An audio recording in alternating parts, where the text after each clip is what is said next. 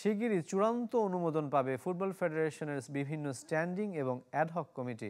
Federation সভাপতি তাবিথ আওয়ালের সাথে দেখা করে নির্বাহী সদস্য এবং পাইওনিয়ার লীগ কমিটির চেয়ারম্যান টিপু সুলতান জানিয়েছেন যে কমিটি চূড়ান্তকরণের পর্যবেক্ষণ জানাচ্ছেন সভাপতি। সময় নিয়ে কার্যকরী আর গতিশীল সব কমিটি চূড়ান্ত করার লক্ষ্য নতুন নির্বাহী কমিটির। 2-3 দিনের ভিতরে কমিটিটা কমপ্লিট হয়ে যাবে।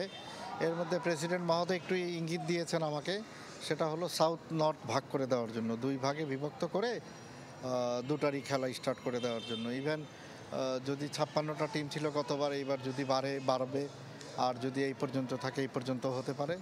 তবে ইমিডিয়েটলি স্টার্ট করার জন্য যে পরিকল্পনা করতে বলেছেন, এটা দ্রুত করার জন্য এবং ত্বরান্বিত করতে বারবার বলেছেন প্রেসিডেন্ট। বছর শেষের খুশি নগদে হবে বেশি। নগদ পেমেন্টে নির্দিষ্ট ক্যাটাগরির কেনাকাটায় 300 টাকা পর্যন্ত ক্যাশব্যাক।